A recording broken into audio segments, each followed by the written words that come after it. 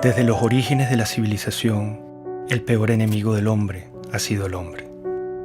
No se ha conocido epidemia o catástrofe natural que haya causado tanta ruina y muerte como la que nos hemos causado los hombres a nosotros mismos. Las guerras, las tiranías y las dictaduras son las cicatrices humanas más vergonzosas de la historia de la civilización. Venezuela, el país más rico de América Latina, vive una desconcertante transformación política y social a partir de 1992. Un carismático caudillo militar fue el protagonista de este tiempo. Yo dificulto que hoy en verdad haya en Venezuela una persona que se acueste con hambre. Nos hemos dejado entrampar en caracterizar a los sistemas políticos por lo que dice el caudillo. No debe haber pobreza en Venezuela. Y para ello yo sigo comprometiendo mi vida. Nunca he visto un país que colapse completamente. Colapse desde el punto de vista económico, colapse desde el punto de vista social, colapse desde el punto de vista político, colapse en las instituciones. Tenemos que llegar a cero miseria, a cero pobreza en los próximos años. No es fácil. Es haber arrasado a uno de los países más ricos del mundo. Los indicadores de salud.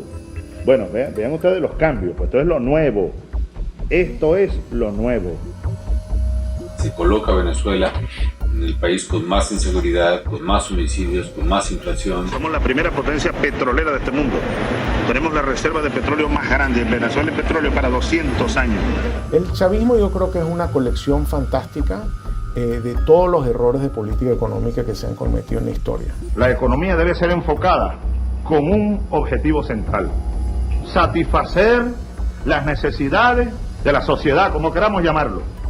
Por una política que ha enconado profundamente al país, dividiéndolo de una manera prácticamente suicida. El socialismo es el único camino a la paz perdurable, a la justicia social. Por eso la revolución nuestra, hay que recordarlo, pacífica, pero armada. No se equivoquen, burgueses. Mire lo que significó el chavismo para Venezuela. Una verdadera tragedia. Un país que ha perdido su democracia. El que quiera ver una democracia pujante, sólida, madura, venga a Venezuela, venga nada más. Yo creo que él nunca ocultó lo que él quería hacer. Yo creo que Chávez llegó con un proyecto de poder, nunca con un proyecto de país. Fuimos las víctimas de una peste ideológica que nos pisoteó, que incendió la piel de nuestro pueblo, que calcinó y enmudeció a nuestra Venezuela.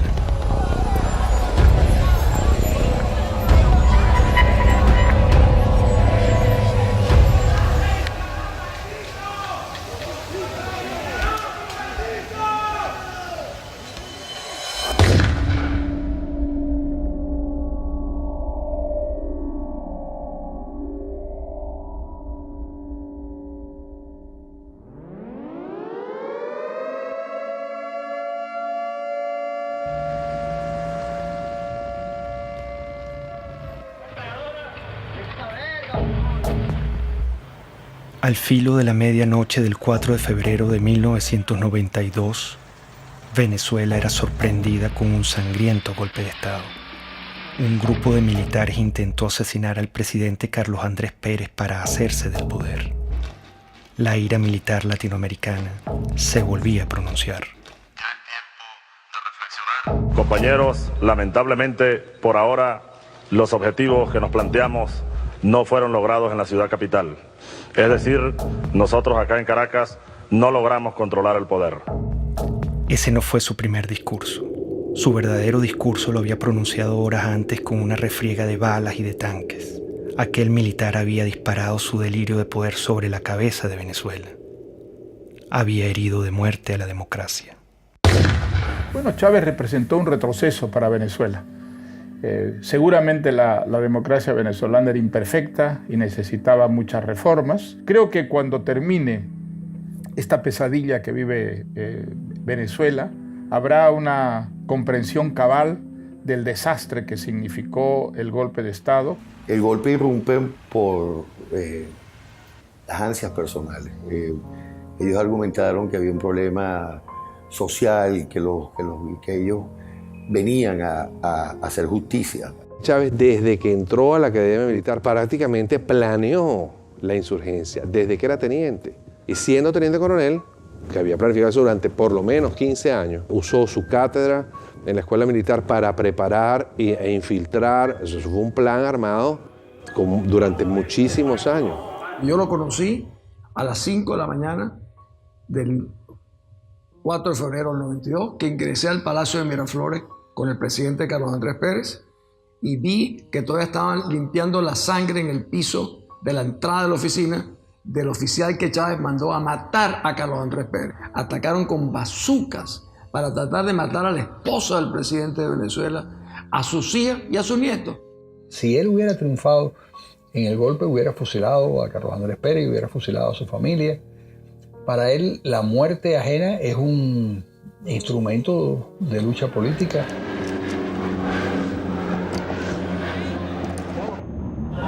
Este es un boletín extraordinario de El Observador.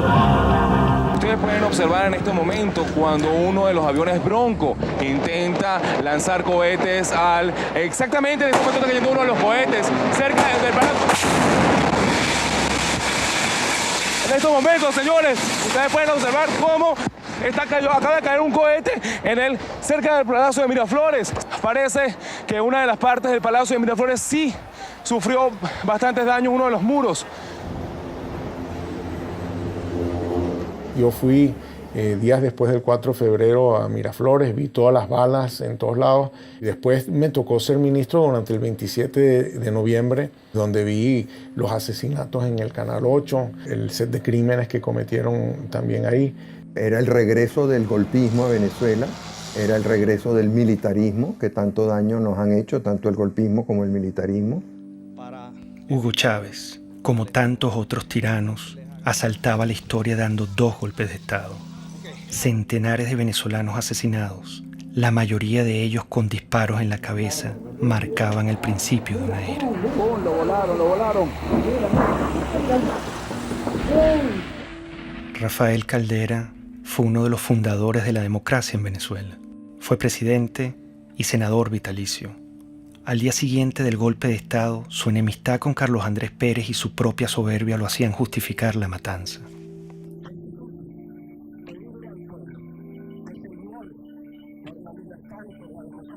Su ambición de poder le daría un rol protagónico en el ascenso de Hugo Chávez. Irresponsablemente llegó a decir: «Debo confesar que el 4 de febrero Chávez me causó una excelente impresión como se la causó a todo el mundo. Aquellos segundos que usó Chávez en la televisión presentaron un hombre equilibrado, sensato». Lo cierto es que Hugo Chávez acababa de asesinar a centenares de venezolanos.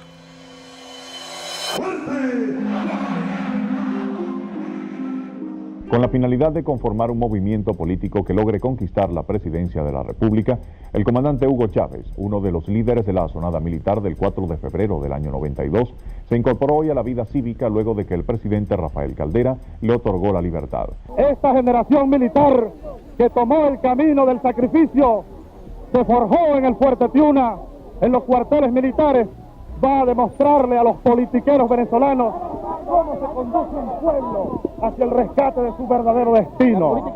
Le dieron un sobreseguimiento a los golpistas y ni un solo venezolano le levantó su voz. Eso es un indicador de que no sabíamos lo que era la democracia. Y las democracias se defienden con uñas y dientes. El movimiento bolivariano revolucionario 200 va a la calle, a la carga, a tomar el poder político en Venezuela.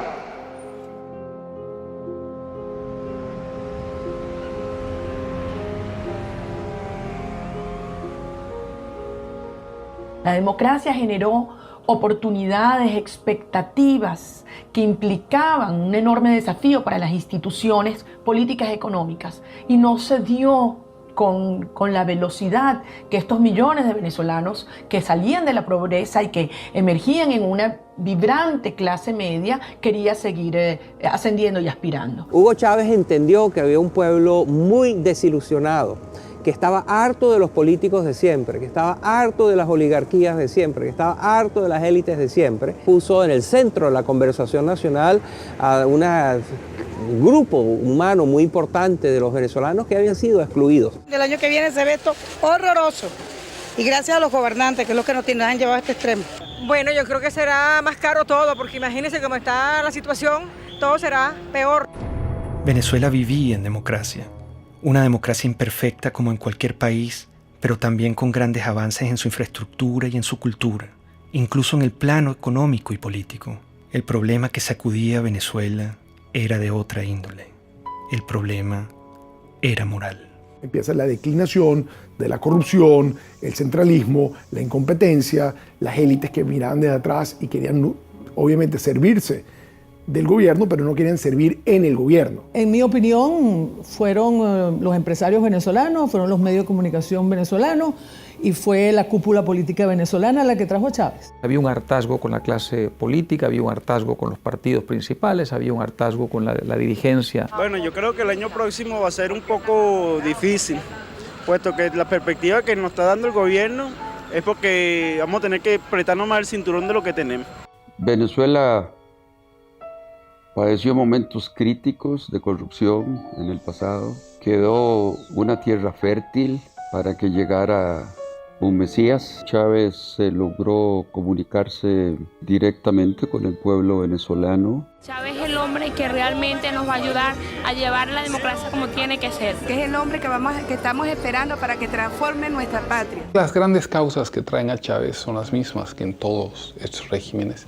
Y es que la democracia, que siempre, en casi todos los casos, tiene una presencia previa. La República del Weimar precede a Hitler, el presidencialismo italiano precede a Mussolini. Sí, hay una presencia, una democracia previa. Esa democracia previa no lleva el liberalismo, el individualismo a todos los rincones del país. La clase política no había entendido que la democracia hay que alimentarla, hay que cultivarla, hay que cuidarla permanentemente. Comenzó a decaer. Esos 40 años de democracia fueron los primeros y los únicos 40 años en los que Venezuela estuvo gobernada por civiles. Un sistema democrático que logró una serie de avances de éxito para la población venezolana, pero en sus últimos años, yo diría en sus últimos 10, 15 años, empezó un debilitamiento. Y un debilitamiento que yo lo puedo identificar cuando empiezan los procesos de reelección presidencial. Eso castró el futuro y la modernización de la democracia al truncar las nuevas generaciones que pudieran ascender a dirigir las distintas organizaciones políticas. La gente se cansó.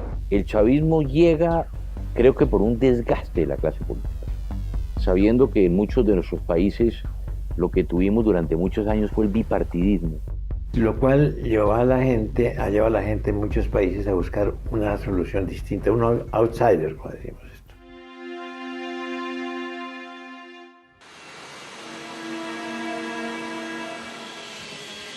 Hugo Chávez apenas salía de la cárcel viajó sospechosamente a La Habana, Cuba. Fue recibido con honores de jefe de Estado por Fidel Castro. Ahora, nuestro homenajeado de esta noche, el comandante Hugo Chávez.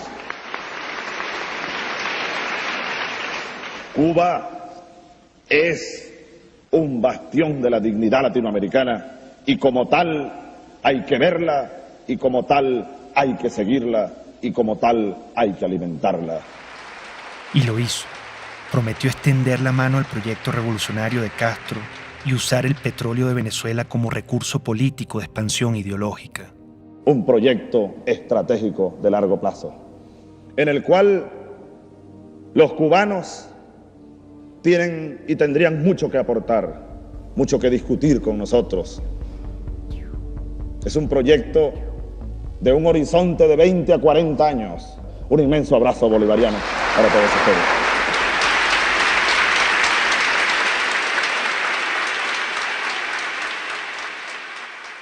«20 años más tarde, todo estaba claro.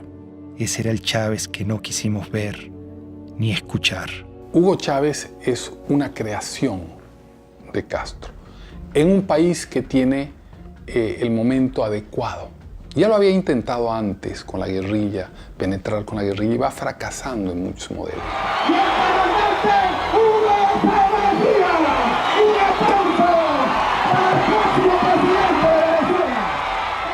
Llegó a Venezuela y se lanzó a la presidencia de la República.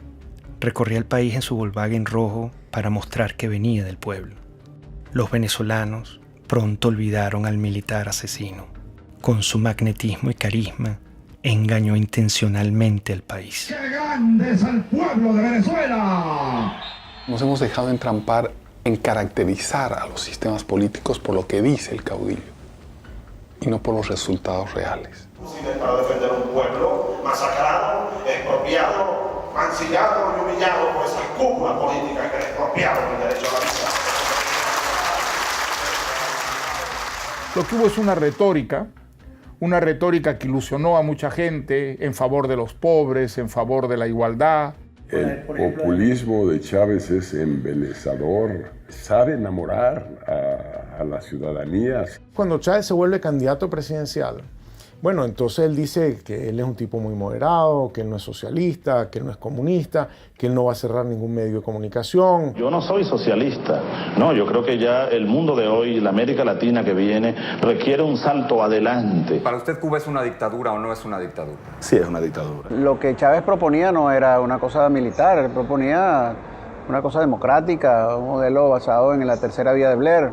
Aquí hay un modelo de transición de 5 líneas. Yo te la dejo y espero pues las críticas y los aportes. Pero esa no es la tercera vía, esa es la vía venezolana. Pero la referencia de tercera vía es porque estamos buscando una economía humanista y un sistema político que sea democrático verdaderamente, que atienda al ser humano, Granier, que sea humanista, decimos. El presidente Carlos Andrés Pérez, a quien Chávez paradójicamente intentó asesinar en su golpe de Estado, advirtió la calamidad que se avecinaba. ¿Cuál es la tragedia que usted avisora si gana Chávez? Bueno, una dictadura. Y nosotros sabemos lo que es una dictadura. Aquí no hay ley, aquí no habrá derecho de expresión, aquí las cárceles se abrirán para quienes no estén de acuerdo con ese gobierno, no se le permitirá a nadie disentir, y todos los problemas que hoy vemos y que queremos acabar, los problemas de corrupción, los problemas del poder judicial, todos se harán más graves aún. Hugo Chávez Frías, 2.794.062 votos, 56.23%. Excelente, excelente, porque es la recuperación de los valores, es la recuperación de la dignidad también de la patria, ¿no? Bueno, feliz, contento con el triunfo de nuestro comandante para que mejore nuestro país. Todo se ha consumado. Chávez. El militar traidor y asesino llegó al poder. ¿Cómo lo permitimos? ¿Estábamos tan mal como sociedad? ¿Qué nos pasó?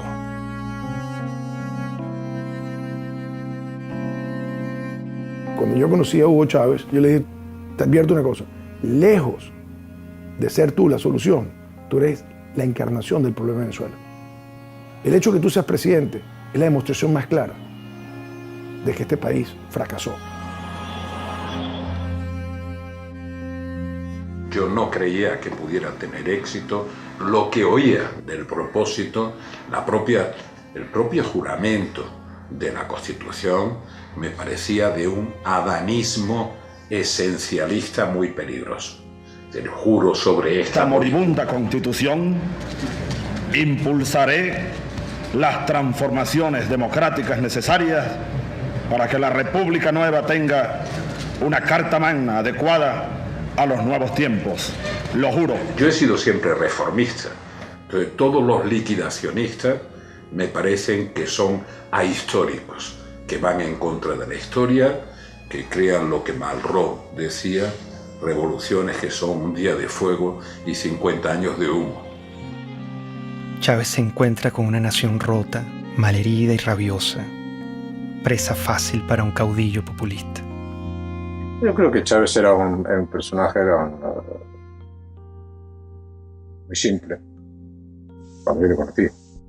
Simple en sus planteamientos políticos, que no tenía claros. Quería un cambio en Venezuela, pero no sabía exactamente muy bien hacia dónde. Chávez, el líder o el payaso o el cómico o el político, saca de la tumba a ese Drácula que causó tantas millones de muertes y tanta pérdida de valor en el siglo pasado, y lo desentierra y lo pone a caminar precisamente en nuestra América Latina y destroza Venezuela. En México se dice que no hay pillo que no sea simpático, y yo creo que Chávez es una perfecta descripción de eso. Por lo menos era muy simpático. No quiero abundar en la parte del pillo. Siempre lo que quiero y mis palabras es la ley.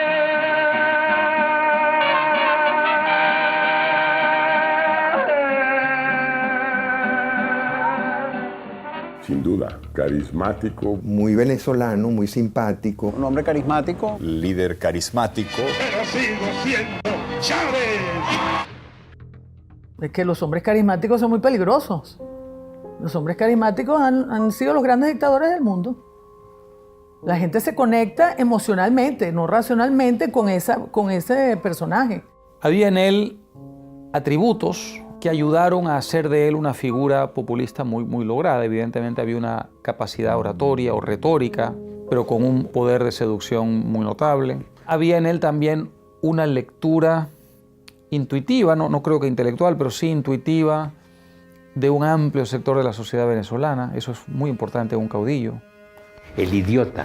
Nosotros fuimos tan ingenuos, casi podría decir entre paréntesis tan idiotas, que pensamos que ya se había desaparecido ese personaje en los años 90. El idiota, con toda su mitología, con todo lo que... Resulta que el idiota reapareció enterito, exactamente con todos los dogmas. Somos pobres porque los países ricos nos explotan, porque nos pagan mal nuestras materias primas y se enriquecen. Somos pobres por las oligarquías, toda esa tontería. El capitalismo siembra odio. En el capitalismo impera el odio. Fue evidente de un inicio democrático a cómo se fue separando ideológicamente, cómo se fue convirtiendo en una propuesta que no es ni siquiera de sustento ideológico, sino populismo puro, afán de poder, de controlar, de tener, de dominar, de mandar.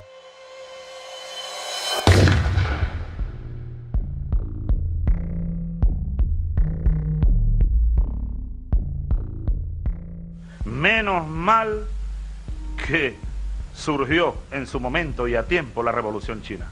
Menos mal que existió Mao Zedong. Al chavismo lo define muy bien la necrofilia ideológica, que es una manera que yo estoy utilizando para describir este amor apasionado por ideas muertas, por ideas que han sido probadas en un país una y otra vez y han fracasado, ideas que han sido probadas en otros países y también fracasan, y sin embargo las abrazan y las adoran y las tratan de seguir impulsando a pesar de que tenemos toda la información de que no funciona. El chavismo es el rescate de unas ideas mezcladas en una ensalada anacrónica que pasan por el marxismo, por las teorías de Engels, por el libro rojo de Mao, el verde de Gaddafi, Simón Bolívar, todo mezclado. Esta revolución, así lo digo como cristiano, es profundamente cristiana. ¡Viva Cristo el Redentor! De izquierda, derecha, centro, maoísta, centoísta, no sabemos qué es lo que es. Por algunos dicen que yo soy pastor evangélico. Palero, santero, católico, cristiano. Marxista no soy porque no me formé en el marxismo. Es una nueva forma de caudillismo militar. Y también soy marxista. Es muy confuso en su formulación porque es capaz de mezclar una figura como la de Bolívar con un pensamiento de fondo aparentemente marxista. Es tremendamente confuso, es una nueva forma de populismo. El hombre desde siempre había sido un comunista. Entendía qué es lo que tenía que decir o no decir en cada momento para que, digamos, su mensaje calara en una mayoría de turnos. Venezuela tiene un gran potencial siderúrgico y debe ocupar cada día más mejores puestos a nivel mundial, a nivel americano. Cuando ya empezó a tener, digamos, la sartén agarrada por el mango, entonces se quitó todas las caretas y mostró su verdadera faz. Y si insisten, le quitamos los camiones y los convertimos en transporte de alimentos, chicos. Se lo damos a los consejos comunales. Y Mendoza que vaya a hacer no sé qué, lo que le dé la gana, a denunciarme en la OEA, en la Corte Celestial, donde le dé la gana. Se fue apartando claramente de los principios más elementales de lo que es un gobierno democrático. La legalidad fue desapareciendo poco a poco, reemplazada por el poder omnímodo, ¿no es cierto?, de la voluntad del caudillo. Sin una visión clara o conocida, Chávez estaba decidido a transformar a Venezuela a su imagen y semejanza. Comenzaría por la Constitución. El Estado está caotizado, esa es una realidad. Para transformar el Estado necesitamos urgentemente una Asamblea Nacional Constituyente, no hay otra alternativa. Con la Constituyente del 99, Chávez empezó a mostrar su talante autoritario y personalista. El mismo militar que había dado 2 golpes asesinando a centenares de venezolanos, se empeñó ahora en aniquilar la única república civil y democrática que habíamos tenido los venezolanos. No vayan, compatriotas, ustedes a cometer el error que cometieron los que habitaron esta casa durante 40 años. Y ya no les pertenece. Eso hay que recordarlo. Esta casa, desde hoy, es la sede de la Asamblea Nacional Constituyente. Como un pésimo augurio de lo que iba a venir, el mismo día de la votación ocurrió la catástrofe natural que hoy recordamos como la tragedia de Vargas. Si la naturaleza se opone, lucharemos contra ella y la haremos que nos obedezca.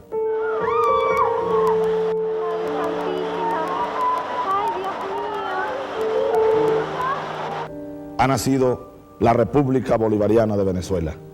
Quiso Dios hoy que una tragedia enlutara a la nación venezolana precisamente en el día de su renacimiento. Qué cosas, ¿no?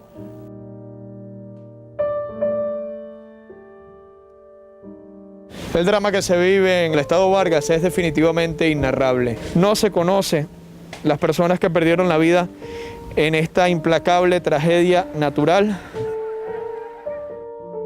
El drama no finalizaba. Chávez rechazó la ayuda humanitaria ofrecida por los Estados Unidos y profundizó el horror y la tragedia. Vargas era un bastión desde el punto de vista geográfico, geopolítico, porque es la entrada del país, es el puerto, es el aeropuerto. Y si se sembraba una recuperación por la vía estadounidense, pues yo iba a ser la imagen más notoria de lo que implicaba la recuperación de Vargas.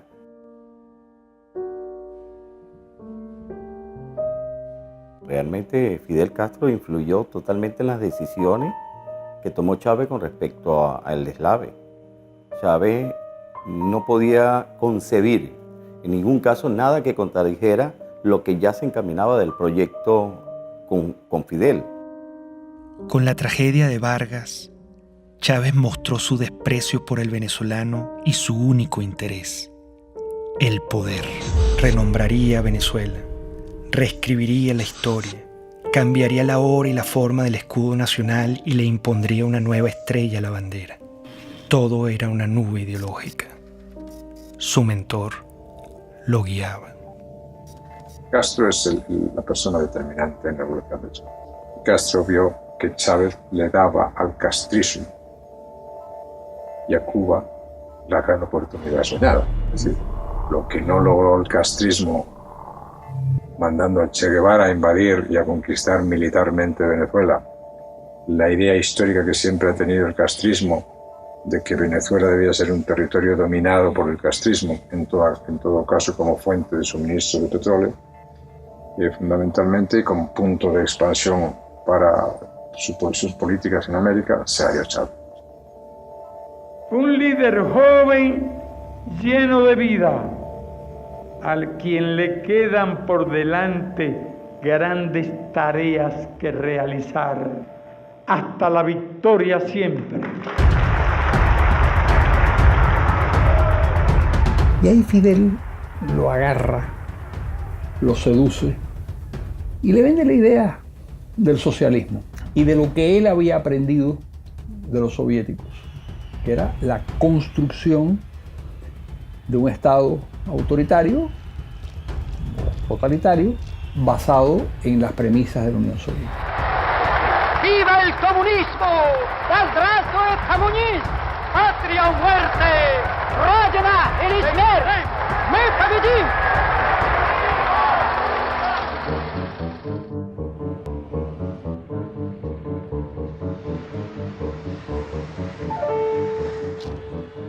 Venezuela se vestía de verde oliva, se convertía en un cuartel. Revolución socialista, vaya general Canelones, patria socialista o muerte. ¡Venceremos! La figura de teniente coronel es, digamos, la primera vez que tiene autonomía para comandar tropa. Por eso se le dice el comandante. Es netamente de una misión de tropa, de dirigir tropa, de ordenar a la tropa y de llevar a la batalla militar a la tropa. Los movimientos totalitarios de izquierda se meten en tu cuarto. No puedes ir a comprar lo que te da la gana, no puedes educar a tu hijo como tú quieras, no puedes viajar, no puedes tener tus documentos. No te permite tomar ninguna decisión libremente. Él dijo, la revolución es pacífica pero no pendeja, porque los tanques, los aviones, los fusiles y los cañones de las Fuerzas Armadas están al servicio de la revolución. Porque de ahora en adelante tendremos generales, almirantes, oficiales y tropas revolucionarios, antiimperialistas, socialistas y chavistas, para que les duela más. Yo era presidente de PDVSA, hablé con él sobre el tema y le dije, caramba, presidente, mire, me preocupa mucho lo que usted dijo, porque las Fuerzas Armadas no están al servicio de ninguna parcialidad política. Las Fuerzas Armadas están al servicio de la República y la revolución es una parcialidad política. Ellos no entienden que al definir la Fuerza Armada como chavista le están atribuyendo una parcialidad política a un grupo que es armado de toda la sociedad venezolana. O sea, nosotros tenemos partidos políticos en Venezuela y un partido político que está armado con el ejército. Chávez gastaría miles de millones de dólares en armamento militar. Si tomamos en cuenta que desde 1830 las armas venezolanas solo han sido usadas contra venezolanos, el peligro era inminente.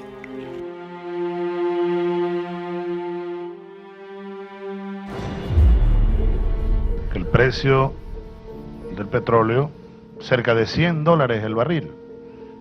Desde nuestro punto de vista es un precio justo. Ya a los 7 meses, 8 meses de Chávez, el petróleo sube y ese es el gran factor que utiliza él para poder irradiar su revolución. Un barril de petróleo que pasa de $8 a $150 y que permitió entonces comprar todas las complicidades dentro y fuera del país. Estos irresponsables, porque fueron unas personas sin ningún control, empezaron a utilizar ese dinero para adquirir poder político internacional y poder político nacional, lograron una combinación en la cual de una u otra manera tenían al pueblo contento. Con la subida de los precios del petróleo, la primera institución comprada o más bien secuestrada sería el sistema electoral, acción encubierta y determinante para consolidar su poder. Nosotros, todos los rectores del Consejo Nacional Electoral, estamos constitucionalmente en la obligación de defender a la institución. La primera jugada maestra fue en el sistema electoral. Pusieron al frente del Consejo Electoral a Jorge Rodríguez, un psiquiatra experto en manipulación de masas y en manipulación de la verdad. A partir de entonces, nunca más en Venezuela hubo una elección libre y transparente como se conoce en las democracias del mundo entero. Un gobierno que llegó al poder también por las urnas, con elecciones, y luego también siguió celebrando algunas elecciones, se hizo reelegir, pero donde evidentemente existía un control y una concentración de poder muy fuerte. Chávez y el chavismo y todo el poder cubano ya desde el principio empiezan a construir el fraude. Consejo Nacional Electoral de Venezuela niega la posibilidad de realizar un reconteo de votos. La presidenta del organismo, Tibisay Lucena, anunció que escrutar las papeletas sería regresar al sistema electoral manual del pasado. Primero reclamamos que Tibisay Lucena vaya presa porque hizo fraude. El fraude fue genial. La forma como lo armaron fue genial. Y la razón por la que era imposible detectar era porque el fraude no fue hecho generalizado, sino puntual. Cada mesa tenía una forma de hacer el fraude en esa mesa. Uno no puede esperar nada de un régimen que lo controla todo y poner tus esperanzas en lo electoral.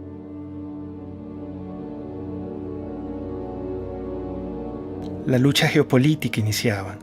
Chávez intenta adueñarse de la Compañía de Petróleos de Venezuela, PDVSA. Necesita su dinero para consolidar su poder. Esa élite de PDVSA ha pasado la línea. Entonces yo anuncio lo siguiente. Anuncio la destitución, despido de las siguientes personas. El 11 y 12 de abril del año 2002 fue consecuencia de su intento de radicalización al mandar 50 leyes que nadie había discutido, al confrontar la autonomía de Petróleos de Venezuela, al radicalizar su posición con respecto a lo que era un equilibrio político en el cual, digamos, la gente pensaba que habían ciertas normas de convivencia. Yo no tengo problema de rasparlos a toditos si a toditos hubiera que rasparlo. Ante el autoritarismo chavista, la gente no se quedó tranquila. El 11 de abril, Chávez había pretendido tomar control arbitrariamente de PDVSA para concretar su proyecto hegemónico latinoamericano. Frente a esto, millones de venezolanos salieron a las calles a protestar como nunca antes se había visto en la historia de Venezuela. Que prosigamos pacíficamente nuestra marcha a solicitar la renuncia del presidente de la República. El canal 2 se llama, como todos sabemos, Radio Caracas Televisión. El canal 4 se llama Venevisión. Y el canal 10 se llama Televen. Esos tres canales están en este momento fuera del aire. ¿Hasta cuándo? No sé.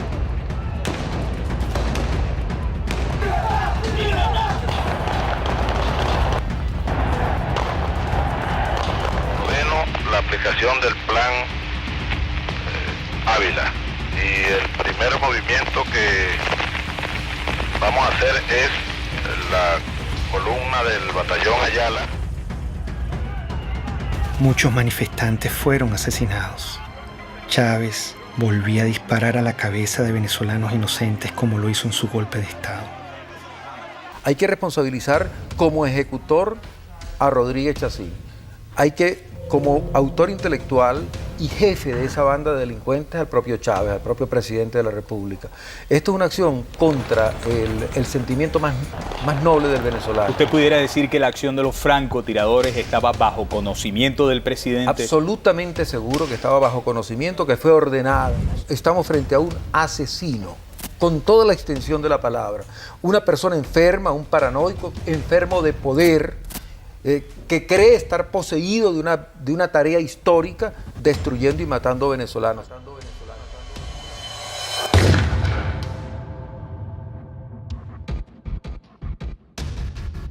La certeza de que el país estaba encaminado hacia los peores pasos posibles me llegó el 11 de abril de 2002, porque era un país en el que el odio, el resentimiento y la violencia se habían enseñoreado ya, y se habían enseñoreado desde el poder contra la ciudadanía.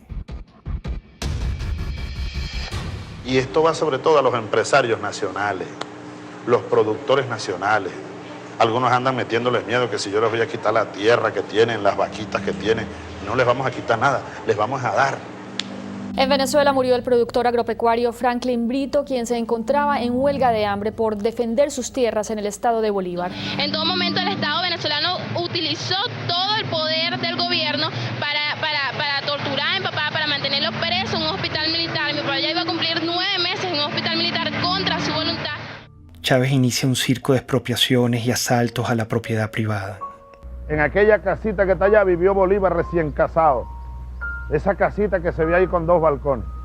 Y ahí lo que están en unos negocios, exprópiese. Él expropia y no produce y además quiebra a los que están produciendo. Si tratan de parar la producción, les expropio todas las plantas de procesamiento de arroz.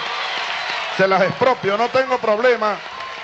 No crean que les voy a pagar con dinero contante insonante.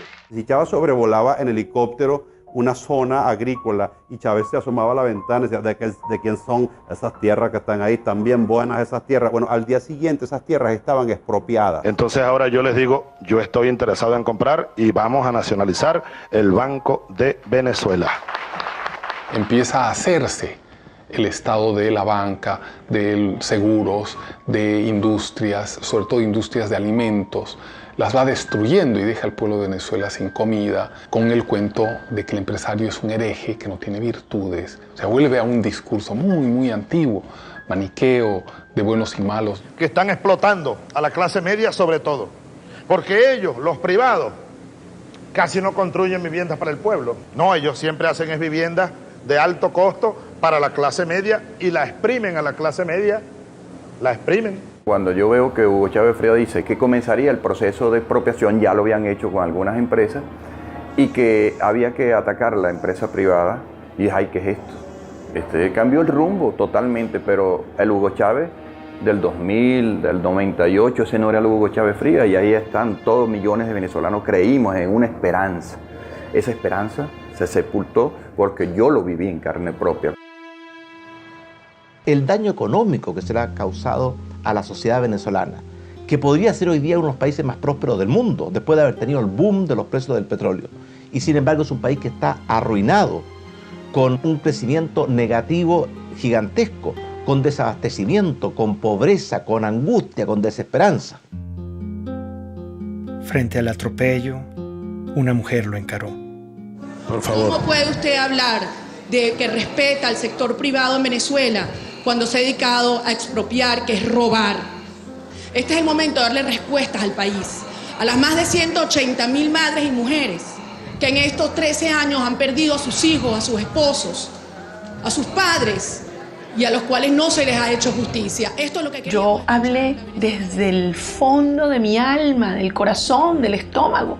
Yo estaba hablando por eso, por las más de 100.000 mujeres que han perdido un ser querido y que nunca le han ni siquiera pedido perdón o dado el pésame, de las amas de casa que ya se peleaban por un litro de leche.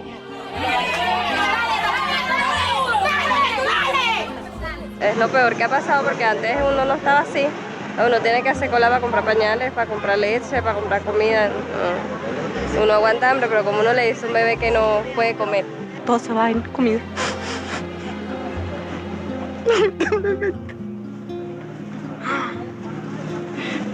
Estamos pasando trabajo.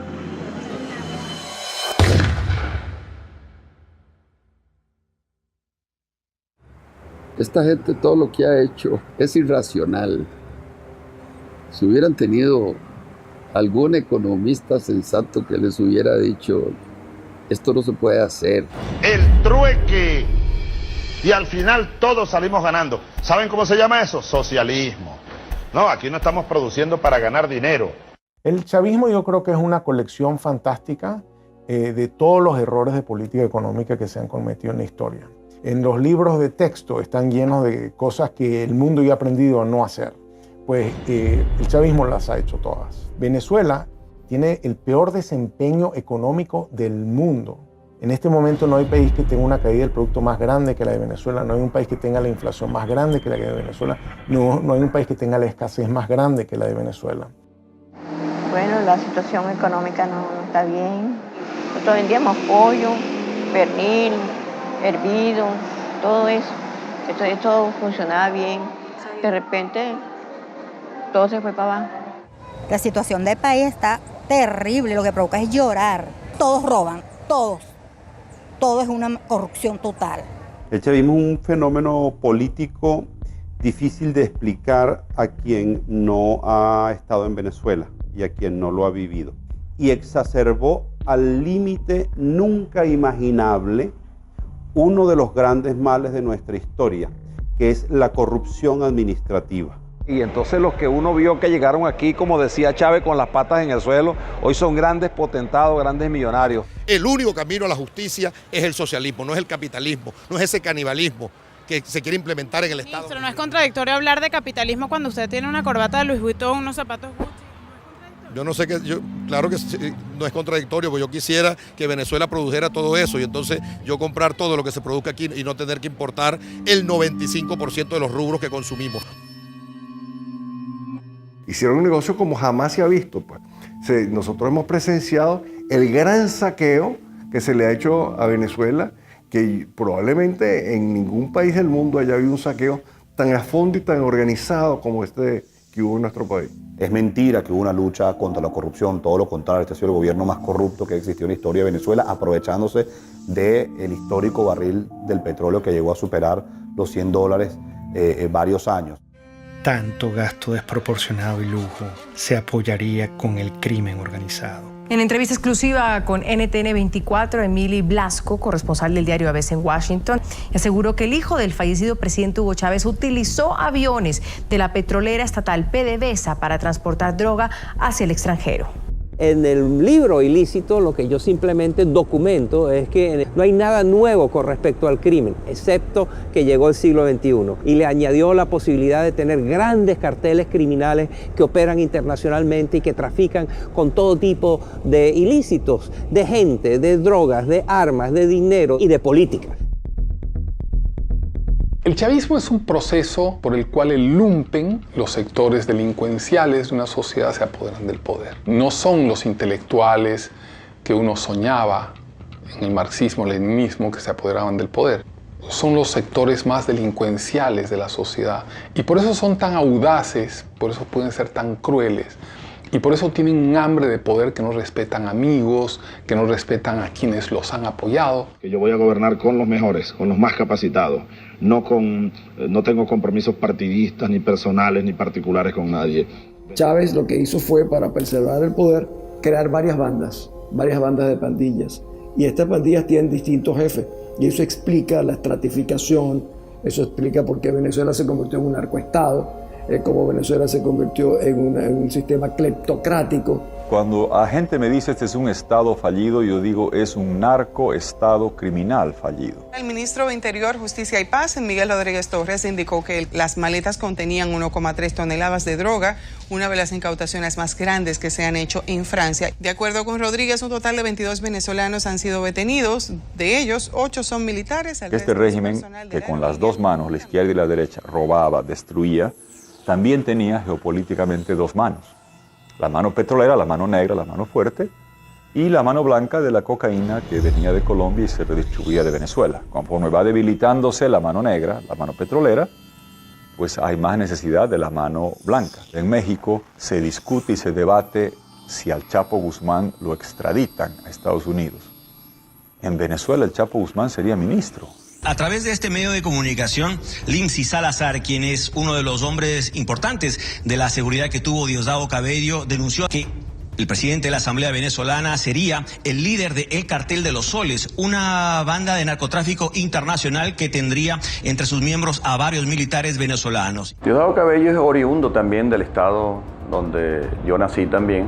Era un muchacho muy humilde del pueblo del Furreal, pero la ambición desmedida de este señor se convirtió a tal magnitud que con el Pollo Carvajal, general narcotraficante vinculado al Cartel del Sol, que hacía lo que le ordenaba Diosdado Cabello, impulsaron y protegieron el narcotráfico en Venezuela.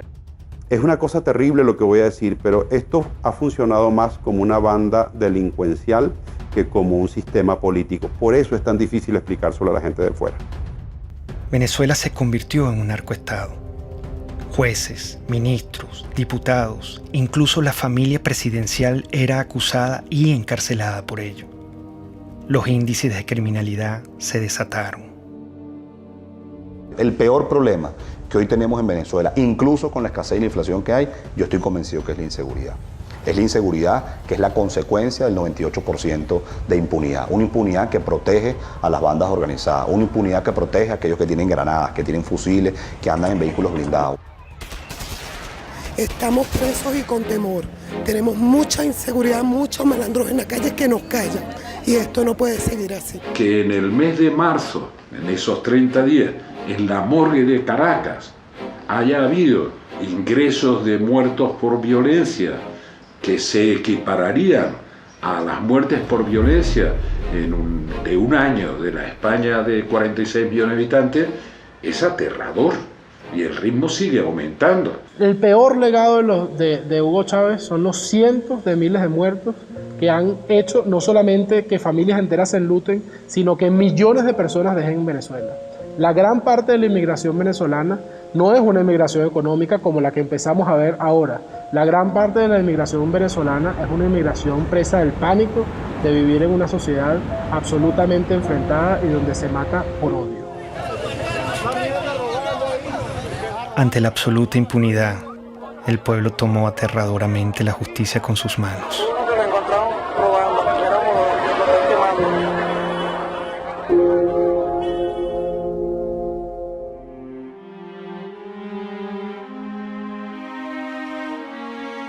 En la lógica totalitaria no existen argumentos, existen posiciones e intereses. Está la revolución y lo que le conviene a la revolución, y están los enemigos de la revolución y lo que le conviene a los enemigos de la revolución. Y si tú dices algo, nunca te contestan una idea. Porque hay informes de que estuvo en la Orchila. Claro, tú estás repitiendo basura. Tú lo que estás aquí es repitiendo basura. Eso no es cierto. Tú lo que estás repitiendo basura. No, yo le estoy preguntando. Pero está bien. Mi labor es preguntar. Está bien, pero estás recogiendo la basura. Estás recogiendo el basurero, el estiercolero. Siempre te hablan de ti, de tu posición, de tus intereses, pero no de la idea. Yo creo que sin lugar a dudas la violencia que se vive en Venezuela, de todo tipo, es también producto del discurso. Para que no sean ridículos, ¿vale? Es un tarado, es un imbécil, no sabe ni hablar. Es un fascista. Y este bandido lo tiene con su plata. Se concentró en una forma de hacer política abiertamente polarizante, generando la división entre los buenos y los malos. ¡Y jalabola de los yanquis! ¡El candidato jalabola! Métodos horripilantes, degradación verbal, violencia. ¡Yanquis de mierda! ¡Váyanse al carajo 100 veces! Cuando tú ves que te nombran escuálido en televisión nacional, le insultan a las personas que piensan diferente, indudablemente está coaccionando a las Fuerzas Armadas a sentirlo como enemigo. Y el enemigo, dentro de la mentalidad militar, hay que destruirlo, hay que aniquilarlo. Chávez empezó a ser amigo o a presentarse como amigo de aquellos violadores a los derechos humanos, como eran Gaddafi, que inclusive fue invitado a Venezuela y le dieron honores. El caso de Omar al-Bashir, quien por cierto al día de hoy todavía tiene una orden de captura por crímenes de lesa humanidad. Incluso Mugabe también fue, digámoslo así por lo menos lo presentó como amigo de Chávez. Entonces de alguna manera Chávez trató de incorporarse y crear su grupo, digamos, de socios violadores de los derechos humanos para hacerse ver como víctimas de lo que son los gobiernos tradicionales. En América Latina también tenía sus aliados. Las fuerzas del comunismo, del terrorismo y del narcotráfico lo postularon como su líder continental. Poco después de su charla privada con los directores de varios medios de comunicación, el ministro de Defensa hizo una corta intervención en la que dio por cierta las pruebas sobre la presencia de guerrilleros en Venezuela. Lo que dice Manuel Marulanda a Chávez en uno de los párrafos que reza así es lo siguiente: nosotros, es decir las FARC, siempre estaremos atentos en caso de agresión gringa a aportar con nuestros modestos conocimientos en defensa de la revolución bolivariana de Venezuela. La FARC y el ELN no son ningunos cuerpos terroristas, son ejércitos que ocupan un espacio. Hay que darle reconocimiento a las Fuerzas Armadas Revolucionarias de Colombia y al Ejército de Liberación Nacional. La primera declaración me llamó la atención porque hablaba de la imparcialidad frente a la guerrilla colombiana. Y yo le llamé la atención, le dije, presidente Chávez, usted está llegando a un país en que hay democracia, hay instituciones. Por lo tanto, usted como presidente de una hermana república como de Venezuela no puede hablar de imparcialidad.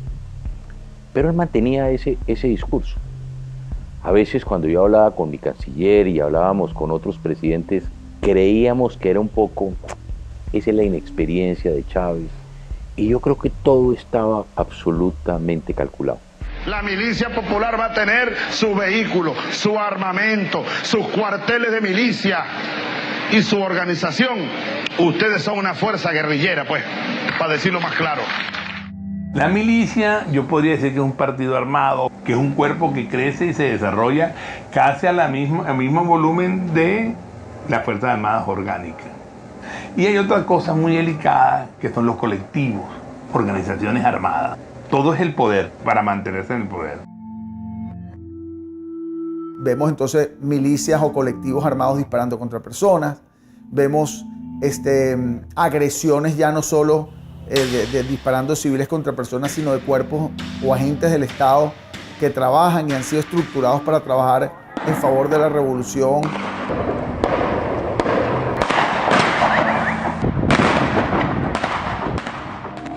Se dispuso a controlar hasta la última conciencia. No quería críticas. La libertad de expresión también debía ser pisoteada. Hay un señor por ahí, de esos representantes de la oligarquía, que quería ser presidente de la oligarquía. Y que luego esos gobiernos adecocopellanos le dieron concesiones para tener un canal de televisión. Estoy viendo la televisión, una cadena más, y me llama la atención el tono en el que está hablando delante de militares. Y ahí es donde él hace el anuncio de que él va a cerrar a Radio Caracas. No habrá nueva concesión para Radio Caracas Televisión. Se acaba la concesión. Ya está redactado la medida. Así que vayan preparándose, apagando los equipos, pues.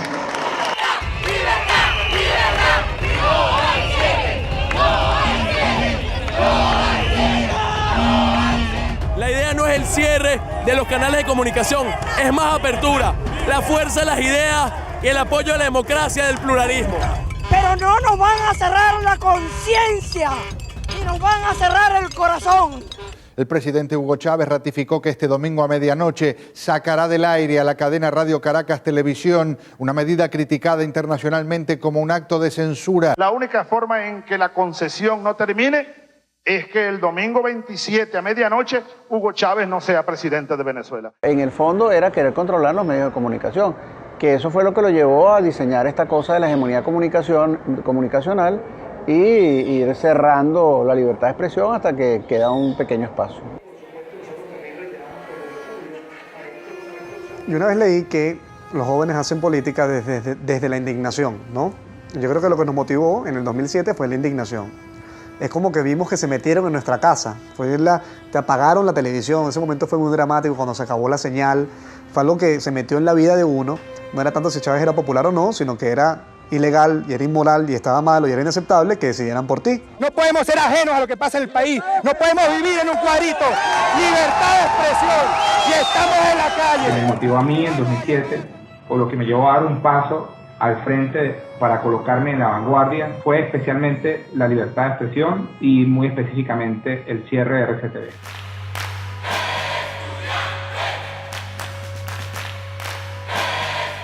El movimiento estudiantil del año 2007 es el hecho social más importante de los últimos 50 años. Esto es un movimiento que surge en defensa de la libertad, de la dignidad, de los derechos humanos. Y lo que ellos están diciéndole al país y a Chávez, en cierta forma, es: no, señor, tú eres mi pasado. No me gusta este presente y voy a pelear por un mejor futuro. Soñamos con un país donde podamos ser tomados en cuenta sin tener que estar uniformados. Eso fue un punto de quiebre, porque los estudiantes salimos de las aulas a la calle. Estar en la calle si fuera necesario, pero el pueblo tiene que salir, pero el pueblo tiene que acompañarnos, pero la gente en esos barrios de Caracas, oprimida, pobres y sin posibilidades, tienen que salir a pelear por su futuro. Somos unos jóvenes que apenas con 21, 22, 20 años de edad salimos con nuestras manos blancas de manera creativa, irreverente, con mucho espíritu desafiante en las calles, pero siempre de manera no violenta. Y le demostramos al mundo, y hoy lo podemos ver en perspectiva, que la reserva más importante que tiene Venezuela era la reserva moral de los estudiantes. Ese movimiento estudiantil logró generar pasión, esperanza, energía, fe en la gente que sí se podía. Pese al surgimiento del movimiento estudiantil, Chávez siguió su proyecto hegemónico. Decidió transformar la Constitución para poder eternizarse en el poder y convertir a Venezuela en un comunismo a la cubana. Hugo Chávez en el año 2007 lanzó una reforma constitucional que no planteaba sino la destrucción del Estado liberal venezolano. Aceptamos el reto electoral, organizar a millones de venezolanos, defender esos votos y ganar. La única forma que ese día, que la noche del 2 de diciembre, no estuviéramos dispuestos a respetar, a hacer respetar la voluntad popular, era que nos matara. Por eso el gobierno se echó para atrás y no se robó la elección del 2007. La opción del no, 4.504.354 con un 50.70%.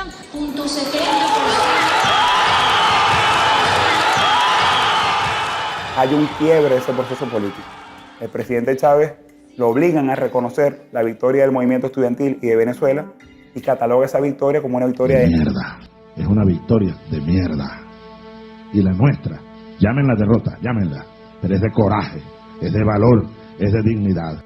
Ese movimiento estudiantil le originó nada más y nada menos que la única derrota que tuvo Hugo Chávez, la única derrota que se llevó a la tumba el 2 de diciembre de 2007, cuando se frenó la reforma constitucional. Creo que es allí donde empieza la debacle de Hugo Chávez y que culmina, por supuesto, en lo que hoy tenemos, que es el desastre absoluto.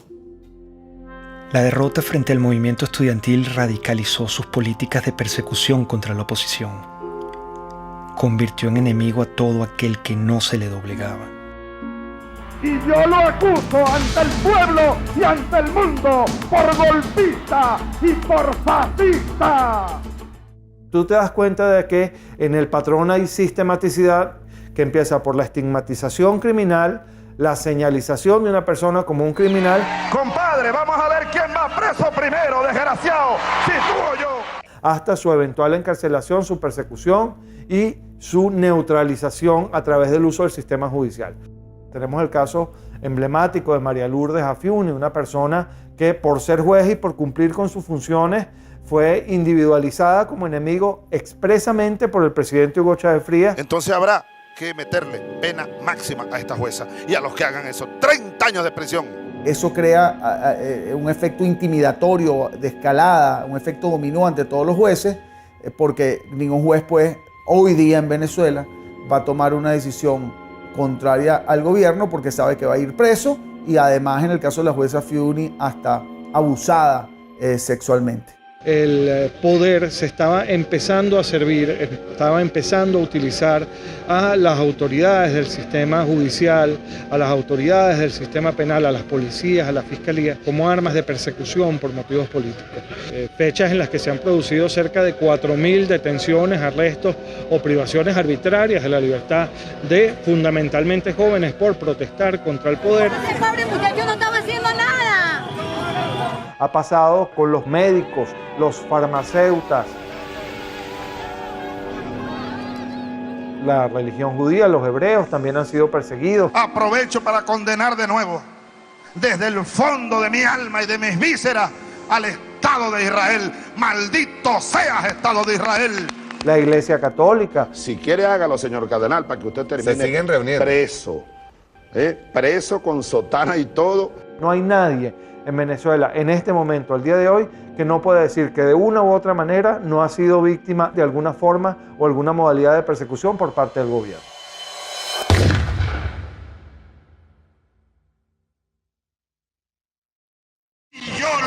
uso de contrarrevolucionario y hay que barrerlo del mapa político venezolano. Oye, me acusaban de todo lo que le acusaban. Pueden acusar a una persona contra el gobierno, conspiración, asociación para delinquir, terrorismo, financiamiento al terrorismo. Tú estás allí simple y llanamente porque piensas diferente. Simple porque te conviertes en una amenaza. Y al convertirte en una amenaza eres su enemigo. Y al convertirse en su enemigo te tienen que aniquilar, bien sea moralmente o hasta físicamente.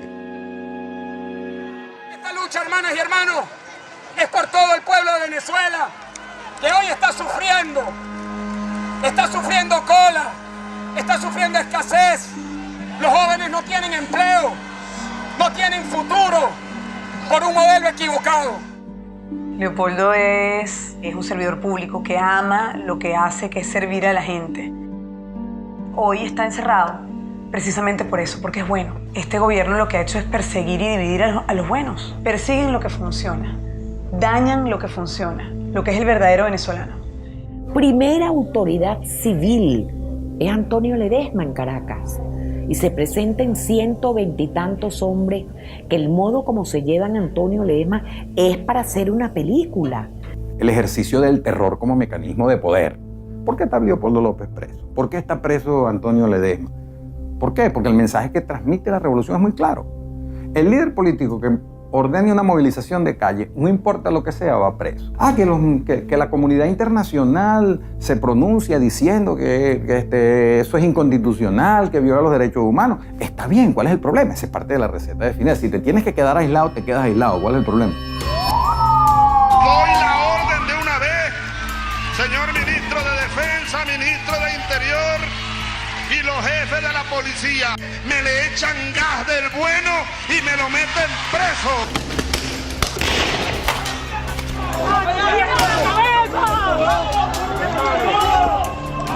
Están matando a gente, loco.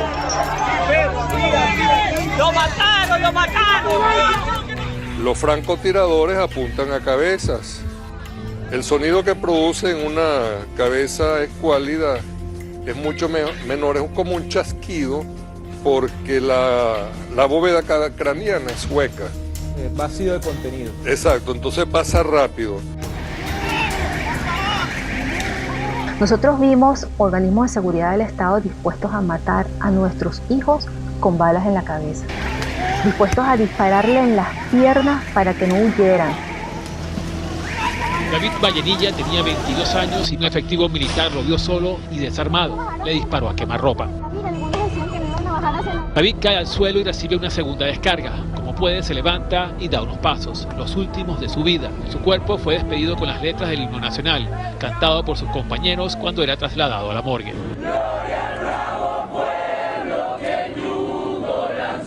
Es la segunda muerte de un manifestante que es asesinado por militares delante de cámaras de televisión en menos de una semana.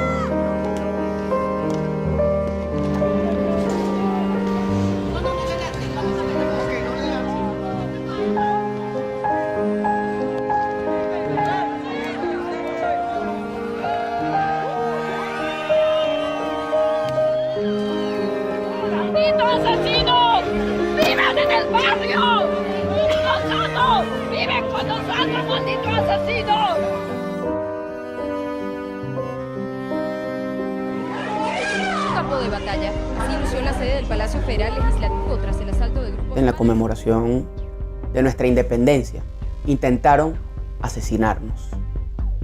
Intentaron acabar con la vida de parlamentarios electos por el voto popular.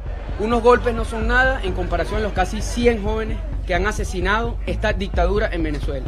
Nosotros los diputados, si exigimos sacrificio, debemos estar dispuestos al sacrificio. Sí, los golpes nos duelen, pero no es más allá del dolor que sentimos cada vez que vemos que se nos deshace el país. La tortura ha sido en Venezuela sistemática porque Hugo Chávez hizo un guión con sus organismos de seguridad del Estado que todos siguieron los mismos funcionarios, los mismos métodos para lograr lo mismo, que es el control social, para castigar al disidente, para causarle más daño. No solamente estás preso, sino que además te torturo. Y bueno, los nuevos métodos de tortura, que son las torturas blancas, ¿no? Que se implementan en la llamada tumba.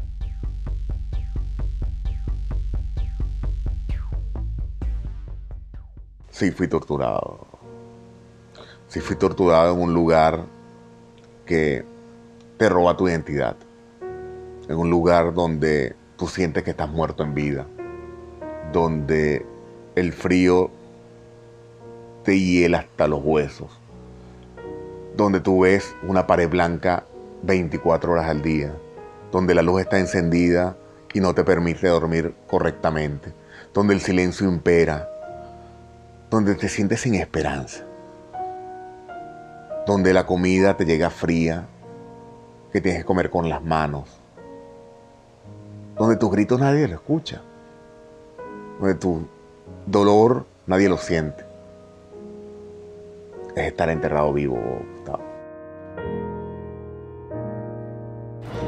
Independientemente de los precios del petróleo, el gobierno garantiza al pueblo venezolano todos los recursos necesarios para lo que resta del año y continuar impulsando el desarrollo integral, el desarrollo económico.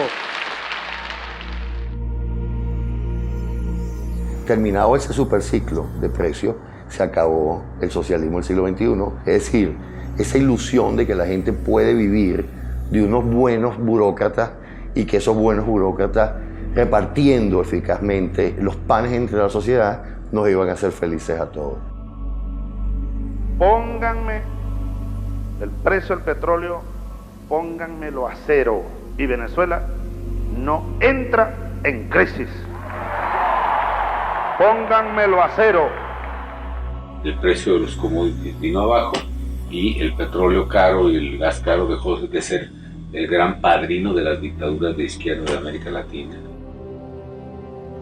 La crueldad daba para más. Privaban de alimento y medicina a la población para someterla y controlarla. El chavismo es como para ellos. Si fuera para uno, todos tuviéramos comida. Yo le apuesto que esa gente toda tiene comida en su casa, porque estamos pasando hambre. Hay demasiada escasez de comida. Para mantenerse en el poder, el elemento táctico es la pobreza como instrumento de dominación política. O sea, mientras tú te mantengas en un estado de pobreza, te domino. Yo te convierto en una persona sin recursos, pero con esperanza. Todos los días nos engañan. ¿Qué compramos? El martes tenemos hambre. El pueblo tiene hambre. El primer problema para los más desfavorecidos es saber si, estando desde las 5 de la mañana en una cola, van a encontrar algo. Por tanto, es alimentación básica, medicamentos inmediatamente necesarios para la enfermedad de cualquier familiar. Es fuerte, pues es fuerte. Sobre todo eso lo de la comida. A veces me toca salir por ahí, en casa, pido un plato de comida para mi hijo.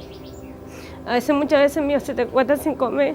A veces para medianoche, mamá mía, no tengo nada que darle. Que es una política, sin la menor duda, dirigida a reducir a una parte de la población a una situación de crisis humanitaria extraordinaria, que es el tema de la falta de alimentos, medicinas, equipos, etcétera, que podemos analizar. Largas colas y humillación marcaban al pueblo para que pudiera acceder a migajas de comida. Estamos cansados, chamo, de hacer cola, estamos cansados de esta mariquera todos los días. Los viejos, los jóvenes, mira, los bebés en pijama, ¿qué es esa vaina? En Venezuela se han importado alimentos para alimentar a 3 países del tamaño de nuestro país. A la canciller Rodríguez, que es una mentirosa, que le damos comida a 3 naciones. Si no hay comida para Venezuela, ¿cómo le vamos a dar a 3 naciones? Si un venezolano va a una farmacia hoy, 90% de escasez en medicamentos para la atención, 99% de escasez para medicamentos neurológicos para el Parkinson y las convulsiones, 70% de escasez en analgésicos y antipiréticos, 80% de escasez en antibióticos. Yo como médico jamás he visto una biopsia que diga usted tiene cáncer de derecha, usted tiene cáncer de izquierda. Son enfermedades a las cuales hay que darle atención, a las cuales el Estado está en obligación de atender y hoy lamentablemente no lo está haciendo, no está sucediendo. El problema de la salud venezolana no fue de plata, plata hubo. Se robaron todos los dólares y la gente se muere porque no hay medicinas y se muere porque no hay comida. ¿Dónde está eso? Se lo robaron. Es la impotencia de ver cómo la gente a mi alrededor se está muriendo por hambre, por falta de medicina, por oxígeno en un hospital. 18 años que un régimen, porque esto no lo puedo llamar yo gobierno, destrozó el país. Se olvidó del pueblo y se olvidó que ese pueblo los puso en el poder y se olvidó que ese pueblo tiene necesidades.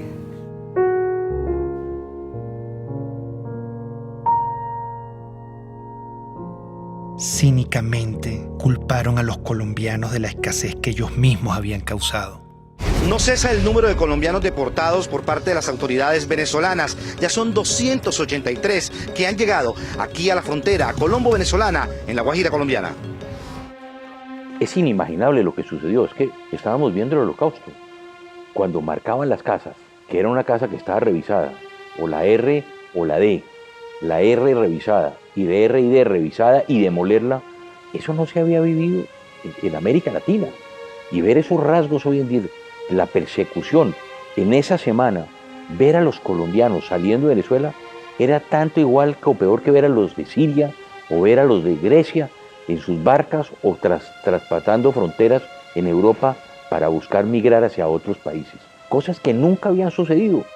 Había un niño enfermo y el papá rogándole que lo dejara llevar al hospital y no lo dejaban y todo por ser colombianos. Yo no creo que eso sea justo que nos hayan sacado de allá así como unos perros, porque así fue como nos sacaron. No importa que andemos desnudos, no importa que no tengamos ni para comer. Aquí se trata de salvar la revolución. Las reformas que introdujo el comandante Chávez retrocedieron a Venezuela gradualmente hacia una dictadura en la que la libertad sufrió un terrible menoscabo. Con el chavismo, la libertad quedó despedazada. Todos los derechos humanos sin excepción fueron irrespetados y violados. El comandante ordenaba. Para retirarnos de inmediato de la tristemente célebre Comisión Interamericana de Derechos Humanos. Ya basta. ¿Hasta cuándo nosotros vamos a estar con esa espada de Damocles? A lot of dictatorships are very similar, and basically what you need in a dictatorship is to keep the very small number of people happy. That means that you're keeping a lot of people unhappy. Milosevic was very committed to destroy educated urban middle class in Serbia because he felt the real threat to his regime comes from these people. I was living in a country which was prosperous once. I ended up seeing people standing in the lines for bread, seeing parents desperate because they can't keep the medicine or, the food for their own kids. When you see the stores in Venezuela now, they remind me painfully on my childhood. I have an impression of the government that doesn't really care about the people. It's super happy being in their little corrupted circle. And they don't even look at the street. They live in some kind of the parallel world. El chavismo intentó plagar con su ideología al mundo. Una bacteria ideológica se inoculó en Latinoamérica y poco a poco fue creciendo hasta que se desarrolló en una peste. Es la peste del siglo XXI. Es una enfermedad muy peligrosa porque es una enfermedad que ha cundido, yo te diría, hasta los huesos a un grupo importante de la población que no va a desaparecer. Conquistando una relación, yo diría, en muchos casos parasitaria, de gobiernos, algunos caribeños, otros de Sudamérica y Centroamérica. ¡Sí se puede! ¡Sí se puede! En muchos casos, en España de Podemos es una amenaza real para la democracia.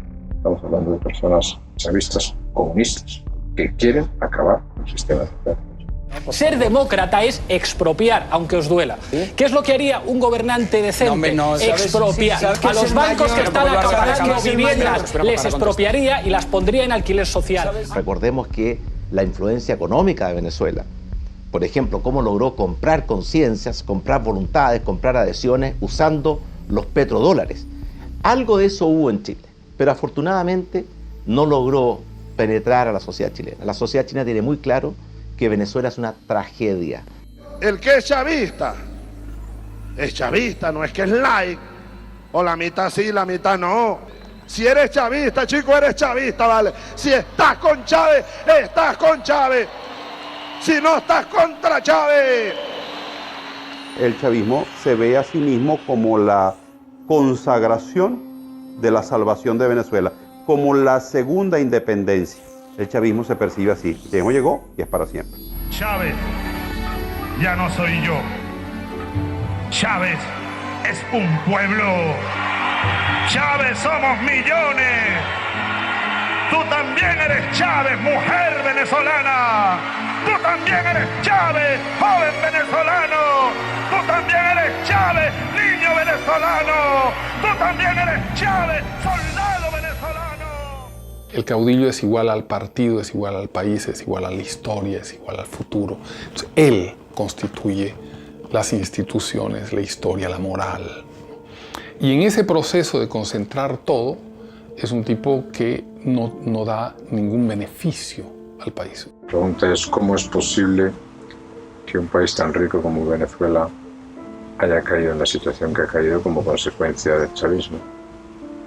Pero también la pregunta podría ser muchas otras. ¿Cómo es posible que la Alemania, que era la gran nación avanzada en la literatura, en las ciencias, en la cultura, en la música, cayera en manos de una banda criminal que llevó al mundo a una guerra terrible y fue autora de un genocidio, los nazis, espantoso? Chávez empezó a convertirse en un traidor a la identidad venezolana. Empezó a cubanizar a Venezuela y empezó a introducir conceptos políticos que no forman parte de nuestra cultura. Yo creo que ese fue el gran error de Hugo Chávez. Creo que en la cima del poder se perdió y en la cima del poder adquirió unas ideas completamente desvinculadas con la sociedad. Comenzó, por tanto, y de inmediato, otra serie de estudios especiales que confirmaron la existencia de un tumor abscesado con presencia de células cancerígenas. Hugo Chávez pidió al pueblo venezolano respaldar al actual vicepresidente Nicolás Maduro en caso de una ausencia total que lleve a la nación a convocar unas nuevas elecciones presidenciales. El mandatario aseguró que Maduro es el hombre que puede continuar con el llamado socialismo del siglo XXI. Si algo ocurriera, repito, que me inhabilitara de alguna manera, mi opinión firme, plena como la luna llena, irrevocable, absoluta, total, ustedes elijan a Nicolás Maduro como presidente de la República Bolivariana de Venezuela. Yo se los pido desde mi corazón. Nicolás Maduro. Su único atributo conocido fue que era su guardaespaldas, su chofer, su compañero más cercano e íntimo. Maduro, ¿quién es? Es un don nadie, no hay la pasión por Venezuela, solo tiene una encomienda del moribundo que le dijo: no me le aflojes a la revolución bolivariana. Me visitan las mariposas. Debe ser que me reconocen como un mariposón. Multiplicarnos, así como Cristo multiplicó los peces. Portugal y Venezuela, estamos en el mismo continente. Se ve que la influencia de los cubanos fue determinante. Maduro es el hombre formado por los cubanos, Maduro es el hombre cercano a los cubanos, y convencieron a Chávez, o Chávez se convenció de que ese era el sucesor y por eso lo nombraron. No pudieron nombrar a otro más competente, nombraron a alguien no tan competente por su cercanía con los cubanos. Recibimos la información más dura y trágica que podamos transmitir a nuestro pueblo. A las 4:25 de la tarde de hoy, 5 de marzo, ha fallecido el comandante presidente Hugo Chávez Frías.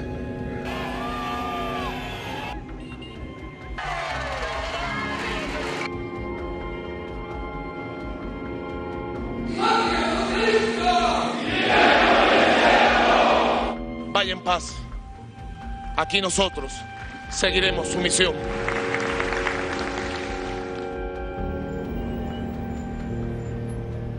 ¿Qué legado dejó? Lo que dejó fue el país destrozado. Eso fue lo único que dejó él. Corrupción, hambre, violencia, división entre familias. Ese es el legado de ese señor. Esta es una de las 7 plagas que cayó en Venezuela. Lo peor que ha existido en este mundo. Lo peor, esa es la desgracia más grande que tiene Venezuela. Haber llegado a ese hombre, estamos peor porque hay más muertos todos los días, más delincuencia, más escasez. O sea, estamos peor que un país en guerra. Nunca he visto un país que colapse completamente, que se desmembre la familia venezolana. 2 millones de venezolanos se han ido del país en los últimos 3 años, 4.000 a 5.000 cruzan por día la frontera de Colombia en solución de continuidad permanente. Entonces, esa es la situación que vive hoy el país, no tiene nada que ver con la situación que vivía cuando Chávez asume el poder. Su gran legado es demostrar que ni éramos tan fuertes, ni éramos tan demócratas, ni éramos tan hermanos, ni éramos tan guerreros, ni éramos tan sólidos, ni éramos tan echados para adelante. Que era fácil darle un empujón a eso, tirarlo todo por la borda y montarse sobre la gente. Nadie se puede imaginar que un país que no esté en guerra esté viviendo lo que está viviendo Venezuela. Ha destruido el sentimiento de pertenencia de los venezolanos como una unidad, como una ciudadanía compartida. ¡Estamos pasando hambre! ¿Puedes creer que esto sea justo, vale? El país cambió, la gente cambió, las miradas cambiaron. Ya tú en Venezuela no ves sonrisas, no ves alegría, ves indignación, ves frustración, ves miedo. Y eso lo vimos todos los días. Nos dañaron profundamente. Mire lo que significó el chavismo para Venezuela, una verdadera tragedia. Un país que ha perdido su democracia, donde no se respetan los derechos humanos, donde se persigue a los adversarios como si fueran delincuentes. Estamos en un país ahorita muy necesitado. Tenemos que comer comida de la basura. La situación que estamos viviendo ahorita es fea, ¿no? En el nombre de los pobres, de la justicia y de la paz, se ha cometido el crimen más grande en la historia de nuestro país. El crimen de lesa humanidad es un ataque masivo o sistemático a la población civil cometido por una organización, que puede ser estatal o no estatal, de acuerdo a un plan. La existencia de presos políticos, la tortura a esos presos políticos, la detención como instrumento político, la generación de violencia como instrumento político, la muerte de manifestantes u opositores. En todos los años del chavismo fueron 2.000 personas que fueron asesinadas, lo cual implica una utilización del asesinato como mecanismo de sujeción y de represión para sostener el aparato político bajo control. El artífice, el creador de la criatura, se llama Hugo Chávez Frías. Matar a una persona en Venezuela se llama homicidio, pero matar a todo un pueblo de hambre se llama chavismo.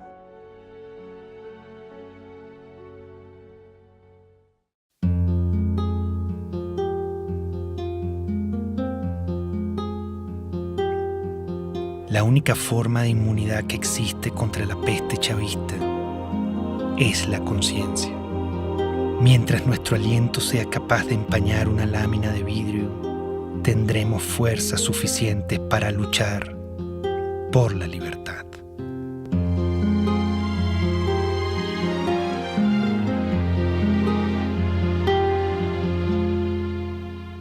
El pensamiento de un hombre de bien no podrá nunca encarcelar. Es luz, es luz, es luz en la oscuridad.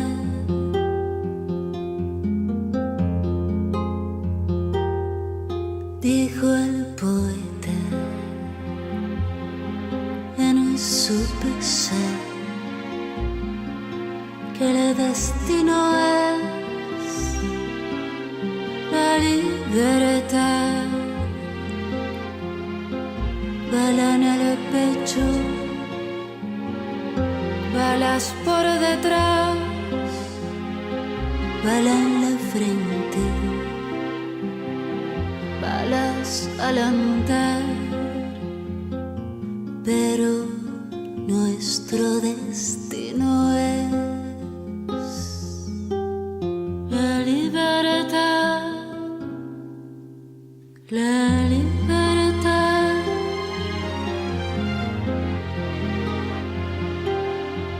Todos los sueños de un hombre de bien no podrán nunca encarcelar. Son luz, son luz, son luz en la oscuridad. El poder tiene miedo de caer, pero caerá. Él caerá. El poder tiene miedo de caer,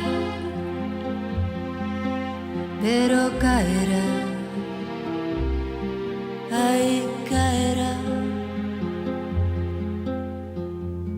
Nuestro destino es la libertad, la libertad. Luz es luz, es luz en la oscuridad. Nuestro destino.